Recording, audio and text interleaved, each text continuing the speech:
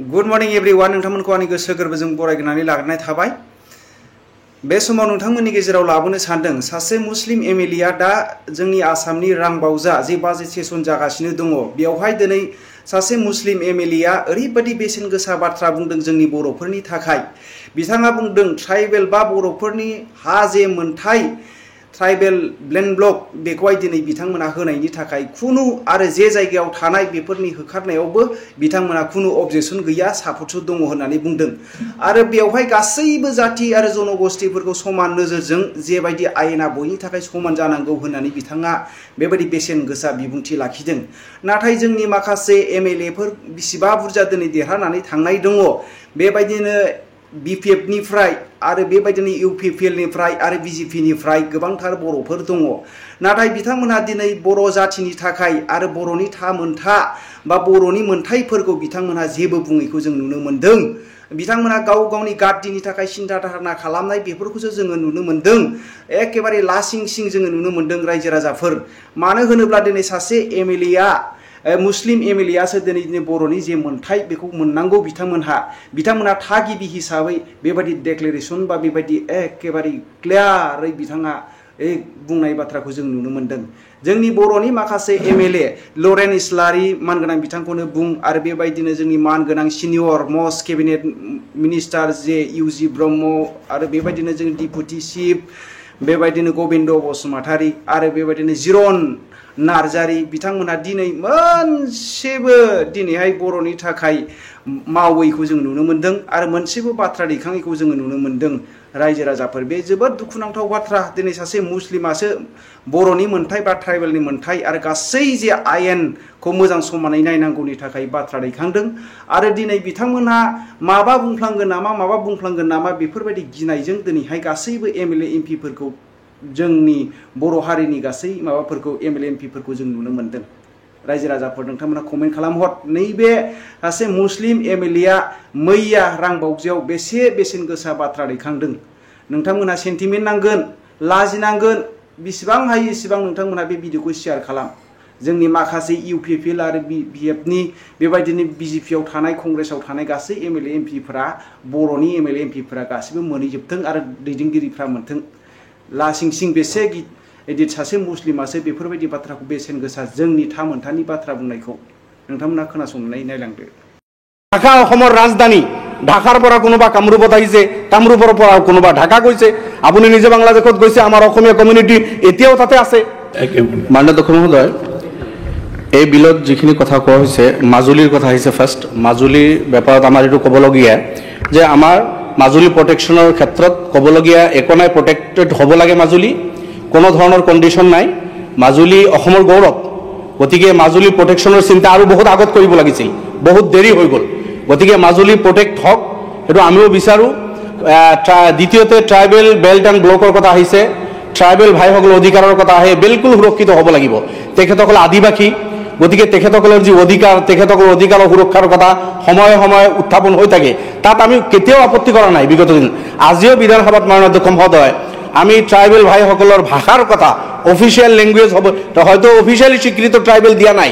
আজি চাহ বাগানৰ কিছু ভাইসকলক 6 জনগোষ্ঠীৰ আন্দোলন চলি আছে, 6 জনগোষ্ঠী তেখেতসকলক জনগোষ্ঠী ডিক্লেয়াৰ কৰি ট্ৰাইবেল ষ্টেটলৈকে লৈ গ'লেওতো কোনো আপত্তি আমি কৰা নাই। মাননীয় অধ্যক্ষ মহোদয় তেনেকুৱা ধৰণৰ আমি কোনো আপত্তি কিন্তু কৰা নাই। আমি তেখেতসকলৰ সমস্যাৰ কথা আজিও উত্থাপন কৰিছোঁ। মাননীয় সদস্য যিটো 1911 চনৰ পৰা যিখিনি কথা তেখেতে কৈছে হিষ্ট্ৰীৰ কথা, পেগু ডাঙৰীয়া বিলকুল ঠিকে কৈছে। 1911, 21, 33 সেই সময়ৰ কথা কৈছে। আজি 1-150 বছৰ আগৰ কথা। মাননীয় মহোদয়, এটা সময়ত ঢাকা আমাৰ অসমৰ ৰাজধানী আছিল। আজি যেনেকুৱা গুৱাহাটী সামান্য পপুলেশ্যন আছিল, এই 100 বছৰত আহি কিমান পপুলেটেড হৈ গ'লো আমি। গুৱাহাটী কিমান পপুলেশ্যন হৈ গ'ল। গুৱাহাটীত আপাৰ আছামৰ মানুহ আহিছে, ধুবুৰীৰো আহিছে, আমি চব জিলাৰ পৰা আহি আমি গুৱাহাটীত আহিছোঁ। তো এখন ৰাজ্য যেতিয়া ঢাকা অসমৰ ৰাজধানী, ঢাকাৰ পৰা কোনোবা কামৰূপত আহিছে, কামৰূপৰ পৰা কোনোবা ঢাকা গৈছে। আপুনি নিজে বাংলাদেশত গৈছে, আমাৰ অসমীয়া কমিউনিটি এতিয়াও তাতে আছে। কিছু মানুহ তাতে স্বাধীনতাৰ পিছতো ফচি থাকি গ'ল।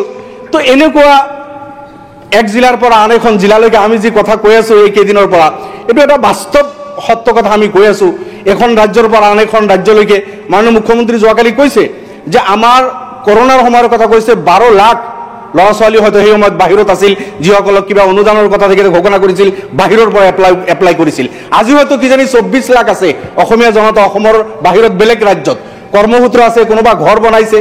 এইটোতো নিজৰ ৰাষ্ট্ৰৰ ভিতৰত, নিজৰ ৰাজ্যৰ ভিতৰত এখন জিলাৰ পৰা আন এখন জিলালৈকে যোৱা, এইটো আজি নহয় মাননীয় অধ্যক্ষ মহোদয়, এইটো হিউমেন নেচাৰ।